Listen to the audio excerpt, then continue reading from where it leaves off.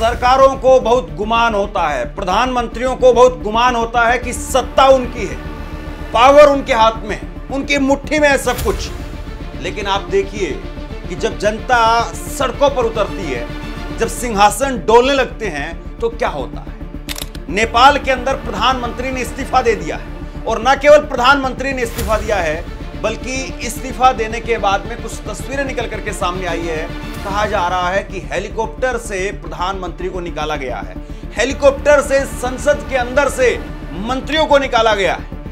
और अब खबर यह भी है कि नेपाल के प्रधानमंत्री केपी शर्मा ओली वो दुबई भागने की फिराक में है। जरा एक बार ये तस्वीरें देखिए आप, ये तस्वीरें देखिए, तस्वीरें बहुत कुछ बताती हैं किस तरह के हालात हैं। हेलीकॉप्टर देखिए आप, ये हेलीकॉप्टर में ये बताया जा रहा है कि केपी शर्मा ओली उनको बैठा करके वहां से निकाला गया है, और जो पूर्व प्रधानमंत्री है उनको तो बाकायदा पीटा गया है। वित्त मंत्री उनको सड़क पर दौड़ा करके पीटा गया है। तस्वीरें बहुत कुछ निकल करके आई, लेकिन ये हेलीकॉप्टर में आप देखिए कि इस तरीके से किसी प्रधानमंत्री को अगर भागना पड़े, निकलना पड़े, निकालना पड़े तो फिर क्या ही कहा जाए।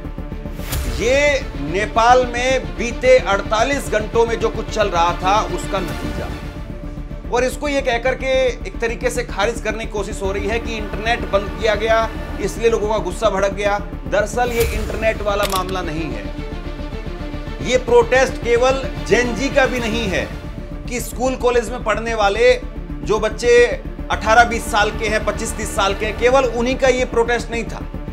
ये प्रोटेस्ट पूरे नेपाल में जिस तरीके से सरकार चल रही थी, सरकार के ऊपर बार बार आरोप लग रहे थे, करप्शन के आरोप लग रहे थे, भाई भतीजावाद के आरोप लग रहे थे, अपनी अपनी सरकार जो चला रहे थे, इस बात के जो आरोप लग रहे थे, उस वजह से नेपाल के अंदर गुस्सा था। और ये गुस्सा अब देखिए कि किस हालत में बदल गया। वहां पर नेपाल के अंदर लोग एयरपोर्ट तक पहुंच गए। तस्वीरें आप देखिए जरा, ये एयरपोर्ट पर लोग पहुंच गए, बहुत बड़ी संख्या में एयरपोर्ट पर लोग पहुंच गए, और एयरपोर्ट पर पहुंच करके एयरपोर्ट को चारों तरफ से लोगों ने घेर लिया, क्योंकि खबर यह थी कि एयरपोर्ट पर पहुंच करके प्रधानमंत्री ओली वो दुबई भाग जाएंगे, दुबई निकल जाएंगे, इस तरह की खबरें थी। और जैसे ही इस तरह की खबरें या इस तरह की अफवाहें वो लोगों तक पहुंची, और उसके बाद में बहुत बड़ी तादाद में, बहुत भारी तादाद में लोग एयरपोर्ट पर पहुंच गए। सोचिए ये स्थिति है आपकी, आप इस तरीके से देश चला रहे थे कि 48 घंटे में आपका तख्त, आपका ताज, वो सब कुछ उठा करके फेंक दिया गया।